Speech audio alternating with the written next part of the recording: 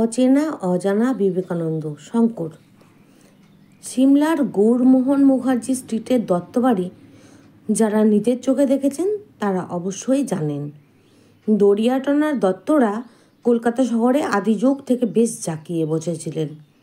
দক্ষিণ রাঢ়ী কাশ্যপ গোত্রীয় দত্তদের বিপুল বৈভবের পেছনে ছিল বংশানুক্রমে আইন ব্যবসার সাফল্য।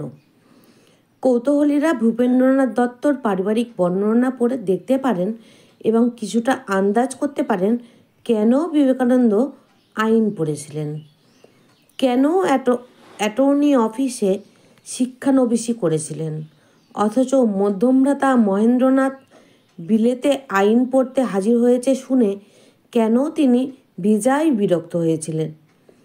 উকিল ও অ্যাটর্নির গোষ্ঠী বলতে যা বোঝায় তা এই সিমলের দত্তরা।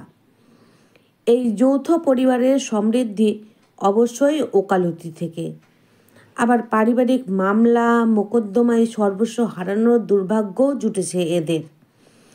জ্ঞাতিদের মধ্যে মামলা মোকদ্দমায় কলকাতার ধনবানরা একসময় কীভাবে নিঃস্ব হতেন তার অনেক ইতিহাস হাইকোর্টের অ্যাটর্নি পাড়ার কাগজপত্রের মধ্যে চাপা পড়ে আছে।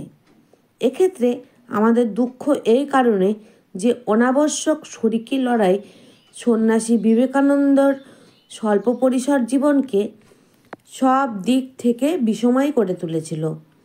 এই দুর্বিষহ যন্ত্রণা না থাকলে হয়তো তিনি আরও কিছুদিন বাঁচতেন। এ বিষয়ে যথাসময়ে একটা স্পষ্ট অথচ অস্বস্তিকর ছবি এই লেখায় হাজির করবার প্রয়োজন হবে। দত্তদের আদি নিবাস বর্ধমান জেলার কালনা মহকুমার দত্ত দড়িয়াটানা বা দেড়েটানা গ্রাম। দক্ষিণ রাঢ়ী কাশ্যপ গোত্রীয় রামনিধি দত্ত তার পুত্র রামজীবন এবং পৌত্র রামসুন্দরকে নিয়ে গড়গোবিন্দপুরে কলকাতায় চলে আসেন। দেওয়ান রামসুন্দরের 5 ছেলে, জ্যেষ্ঠ রামমোহন, ইনি নরেন্দ্রনাথের প্রপিতামহ।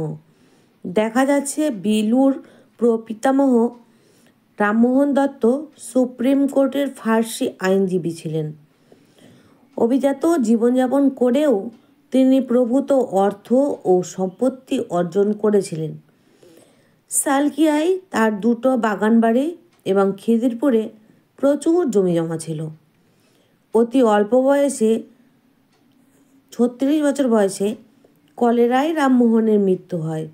সেই সময় গ্রীষ্মকালে কলেরা হতো এবং উত্তর কলকাতায় অস্বাস্থ্যকর পরিবেশ প্রায় প্রত্যেক পরিবার থেকে প্রত্যেক বছর 1-8 জন মারা যেতেন। রামমোহন মৃত্যুর সময় বাড়িতে এক বিধবা কন্যা ও 2টি শিশু পুত্র সন্তান রেখে যান। রামমোহন দত্তর বড় ছেলে দুর্গাপ্রসাদ বিবেকানন্দের পিতামহ। তিনিও অ্যাটর্নি অফিসে যুক্ত ছিলেন এবং কোনো এক দুর্ঘটনায় তার জীবনের গতি পরিবর্তনের কথা আমরা ভূপেন্দ্রনাথের তত্ত্বপূর্ণ রচনা থেকে সংগ্রহ করেছি। শরিকি টেনশন তখনও ছিল, কারণ যৌথ পরিবারে তার স্ত্রী অপমানিত হয়েছেন। এই দুঃখে দুর্গাপ্রসাদ একবার বসতবাটি ত্যাগ করেছিলেন। পরে তিনি যে সন্ন্যাসী হয়ে যান তা অনেকেরই জানা। সন্ন্যাসী হয়ে যাওয়ার পরও দুর্গাপ্রসাদ মাঝে মাঝে টাট্টু ঘোড়ায় চড়ে উত্তর ভারত থেকে কলকাতায় আসতেন এবং তার এক ভিক্ষাপুত্রের সিমলা স্ট্রিটের বাড়িতে বাস করতেন। একবার তাকে আটকাবার জন্য দরজায় তালা লাগানো হয়। 3 দিন পরে তার মুখ দিয়ে ফেনা বেরোতে দেখা যায়। তখন তাকে ছেড়ে দেওয়া হয়। গৃহত্যাগী দুর্গাপ্রসাদ আর কখনও ফেরেননি।